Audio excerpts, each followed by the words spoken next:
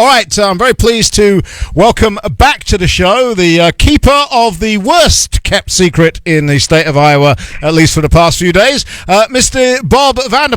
How are you, Bob?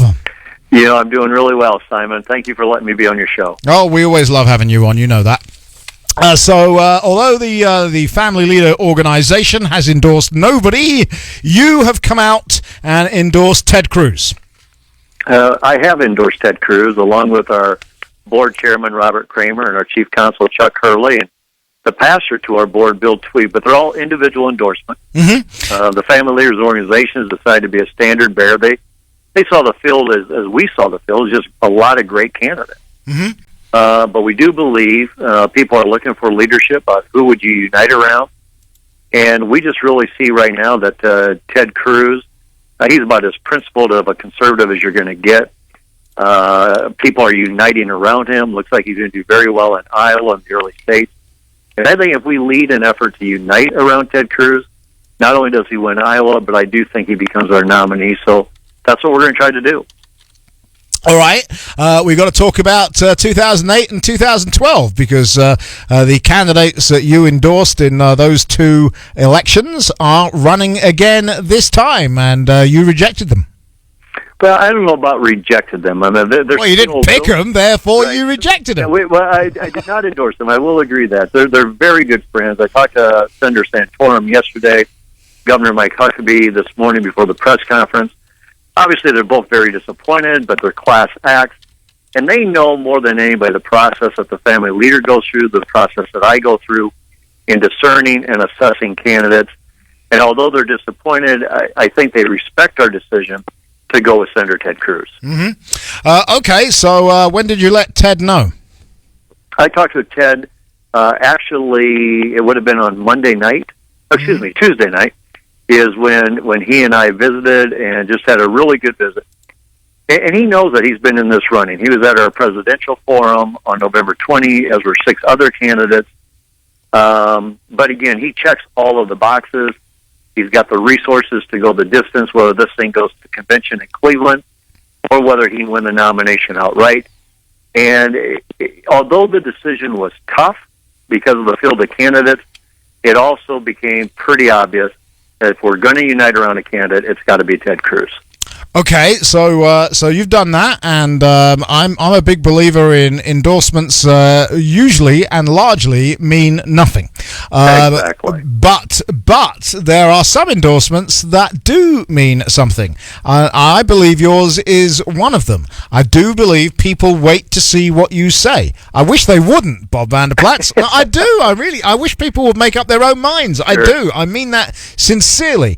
But I do think people wait to see what you say, and then they line up behind you. How much money is going to be coming out of you to back Ted Cruz? Well, I have no idea about how much money is going to come out of me to back Ted Cruz because there'll be nothing coming out of this organization, the family leader. I have made myself available as a volunteer to the campaign to try to unite Iowans and to unite national leaders around the country. As a matter of fact, I got a meeting tonight with the Cruz campaign, just talk about how that's going to look, where they see me fitting in best, and how they can capitalize on the endorsement. What I would say to you, though, Simon, is the endorsement, I think, is greatly exaggerated and overrated. However, this time, after many of our forums, after many of our leadership summits and events, many of our attendees said, I could go with any one of these guys, just let us know which one to get behind. And so I think conservatives are really looking at, let's stay united this time, let's win, let's get the nominee, to go toe-to-toe with Hillary Clinton, and then hopefully the President of the United States. Mm-hmm. Nice dodge. Are you going to be putting your hand in your pocket? Will I be putting my hand in my pocket? Yes, money, cash. You mean giving money to Ted Cruz? Yes. That will be a decision that Darla and I will come to an agreement on. My guess is we will give him something. We do not know how much yet. I'm glad there's a cap in federal races, but I don't think we'll get close to the cap either. That's a great soundbite. We're going to use that, don't you? That's excellent. All right, well, because, look, in the past, you have backed campaigns that have been short on funds, and the fund part of it has been really key to some of those campaigns. I'm not sure how much Ted Cruz actually needs. He probably won't like me for saying that, but he seems to have a very successful fundraising apparatus. Well, so maybe he doesn't need that as much. Well, money also shows that you're really supporting, you're really behind. So we will look at donating to Ted Cruz. But when you take a look at Mike Huckabee in 2008, that was an issue after he won the Iowa caucuses.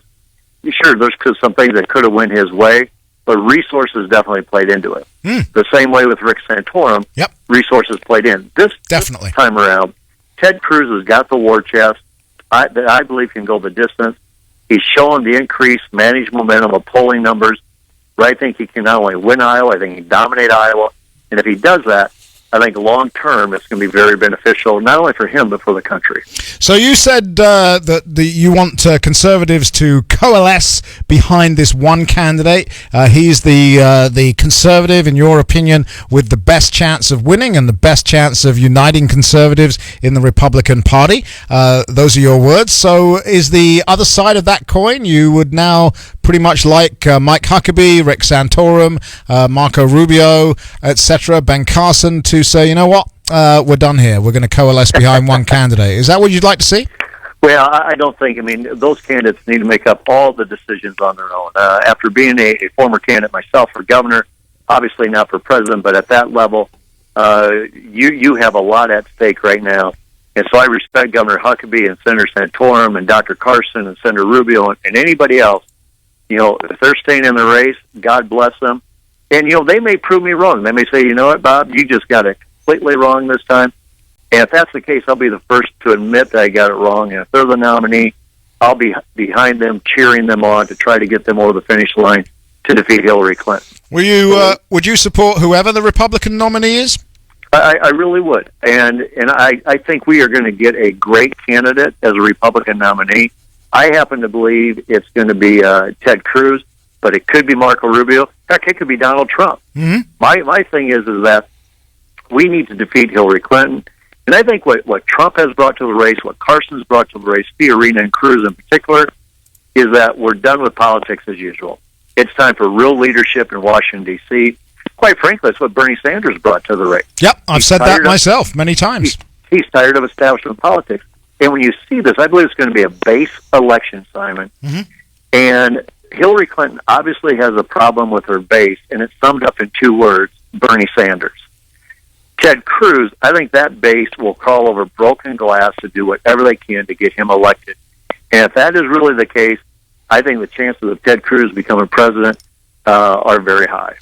You're a bit slippery today, Bob Vander, I have to say. It's not like you, and we're going to try and, make you stick to something very, very shortly. We're going to pause briefly, though. We've got to catch up on our roads, and then we will continue this conversation with Bob Vander. He's come out and endorsed Ted Cruz today. He is live and exclusive here on the Simon Conway Show, News Radio 1040 WHO. We're in the middle of a conversation with Bob Vander, who I have yet to wish a happy Hanukkah to. Happy Hanukkah, Bob. Merry Christmas to you too, Simon. Thank you very much, my brother. Let me see. I said you were a bit slippery tonight, and what I mean by that is, surely, as someone who is an endorser of Ted Cruz now, you would think it would make all the sense in the world for the other conservatives to go away. Well, I don't think that's my decision to make, and quite frankly, they're going to still mount the best campaign they can. But what will happen is that if people start uniting around Ted Cruz, that may make the decision for them. But we're not in the business of saying you shouldn't be running. This is a free country. You celebrate freedom just like I do. Absolutely. So what it's going to be the supporters who are going to come across to make sure that that we unite around Ted Cruz and probably send a message to the other candidates if that's what they intend to do. Well, based on my Twitter feed, this is already having an effect. It's very interesting. Loads and loads of people commenting on Twitter at Simon Radio 1776. Scott wrote, I've been a Ben Carson supporter leaning Rubio or Cruz now. If Vander endorses Cruz, I'll switch to him. And I pointed out that you already did. So, as I said before, most of these things don't have an effect. I believe yours does. I never endorse any candidate whatsoever. I actually find it insulting to my audience if I was to do that. But I get why you do. I understand why you do, and I also understand why your endorsement is so heavily sought after. So, how are you courted? We want inside baseball here. How are you courted? I mean, apart from people showing up at your forums and, you know, were there phone calls? What happens? We want to know what happens behind the scenes. A variety of ways. I mean, yeah. First of all, they show up at the events, but two is it is phone calls, or it is emails, or it is candidate meetings at our offices. Sometimes it's out for dinner or coffee. And part of the reason why we choose to endorse is we believe we get a front row seat to this process, and we get a chance to see who they are on stage and who they are off stage and behind the curtain, who they are over dinner.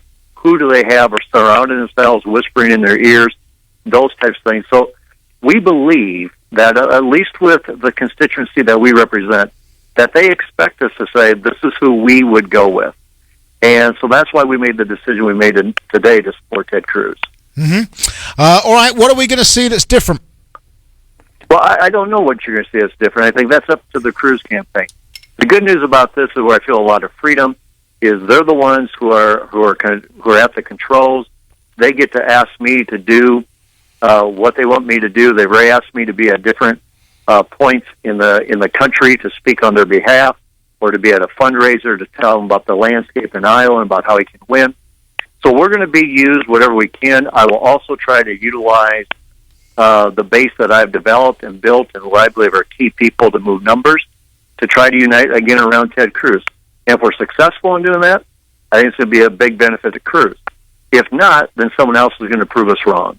Mm-hmm. All right. Well, Bob Vander, it's interesting to say the least. You and I will talk many times between now and election day. You're in for the long haul, so even after the caucuses, you'll be out there with Ted Cruz, I'm assuming.